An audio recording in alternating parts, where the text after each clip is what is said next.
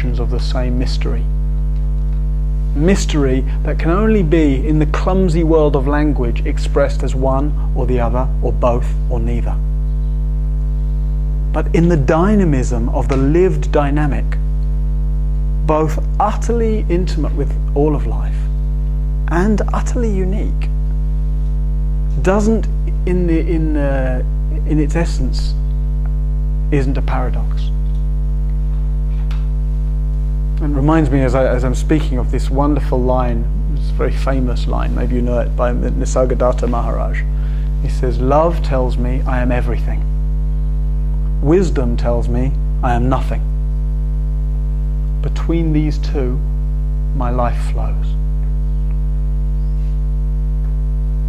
So in some ways, I could have just missed out all the rest and just given you that one line. Right? Well, because what's beautiful about it is not landing in either place. Not landing in I'm nothing, which seems to be the wisdom view. Although it expresses something very truthful. Not landing in the I am everything, although it too has a depth and beauty and truthfulness to it. But between these two, without any conflict, my life flows. Flows as the uniqueness of this human life, flows as the inclusion and intimacy with all of this life. And that's the opportunity of this practice.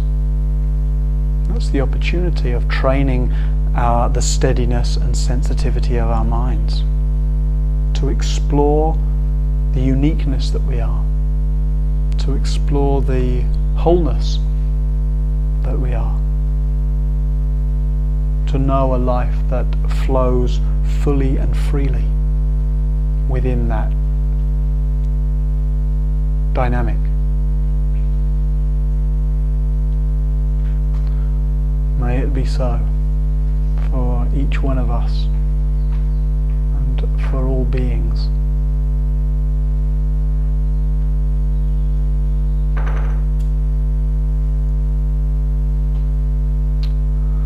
So, those are my reflections for the afternoon. And if they give rise to any reflections from your side, anything you'd like to explore or ask about, maybe coming out of what I've spoken about, or out of the rest of the day, or the whatever's alive in your own life,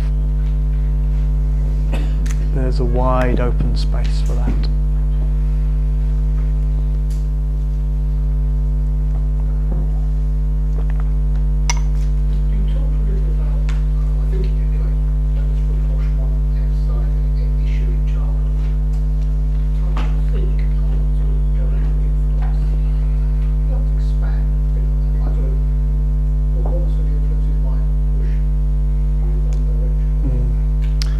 Well, I could, but it would probably stay rather general and theoretical. So, what is it in you that gets stimulated by what you hear that gives rise to the question? I guess it's sort of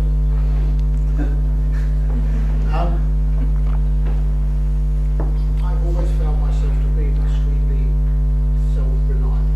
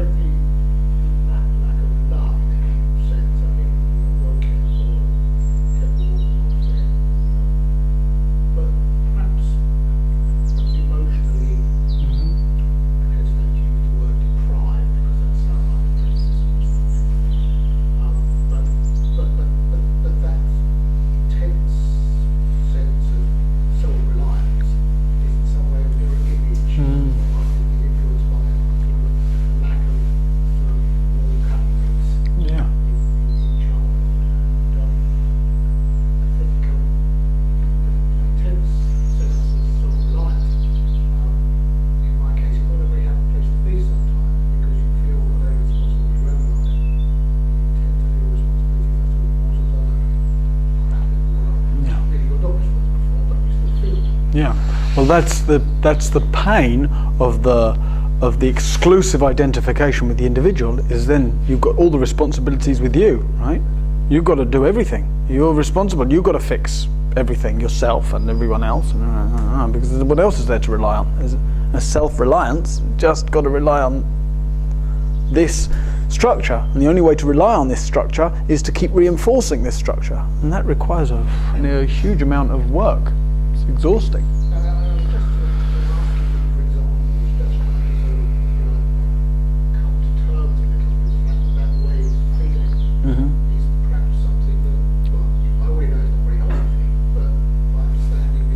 Yeah. Yeah. Yeah. Well, you can probably. Yeah. Well, you can probably explore the origins a little bit, both with reflecting on what you know of your childhood, right? But also, in particularly in relating that to what happens to you now when you're confronted with intimacy, right? And that might mean intimacy with yourself, what happens in meditation, right? That you recognize as the kind of protective attempt to keep reinforcing a sense of self, right? To hold at bay that kind of intimate contact. You can recognize it in terms of intimacy with another, and you can recognize it in terms of intimacy with life. So both have clues. If we just sort of analyze the past, oh, that happened to me, that isn't necessarily transformative in itself.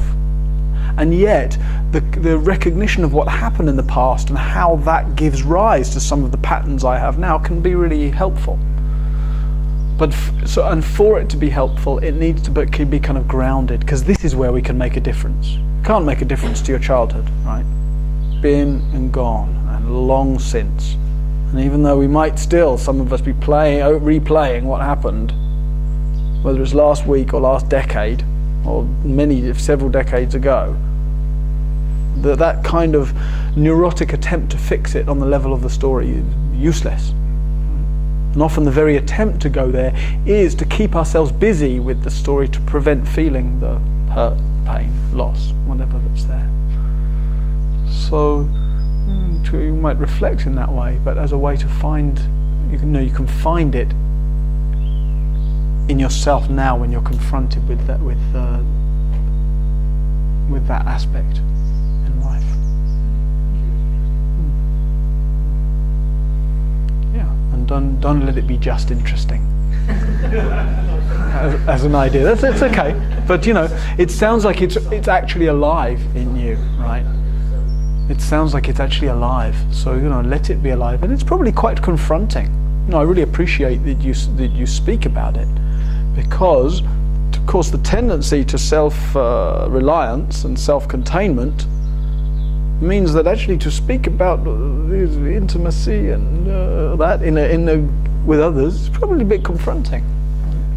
So I appreciate you speaking about it, and even if you find it it's how, on a kind of comfort scale, how are you doing speaking about it? It's easier in a group of people you don't know. Right. Right. But it says something in itself. Yeah, because if it was with people you did know, then Well, it's sort of some way of comment on your relationships with them. Right. So important just to let yourself really include all of that stuff as you explore. Thank you. Yeah, thank you. Yeah. Where does the idea of Buddha nature fit into kind of the individuality and sort of the oneness? Is it Buddha? Because I would have thought the Buddha nature is the bit that is kind of beyond your background and duties, your approach that perhaps you hang on to be an individual. Well, yeah, there's lots of ways to speak about that. We might say, like that Buddha nature is that bit that's beyond the clinging to the individual, right? But the essential quality of Buddha nature is that it's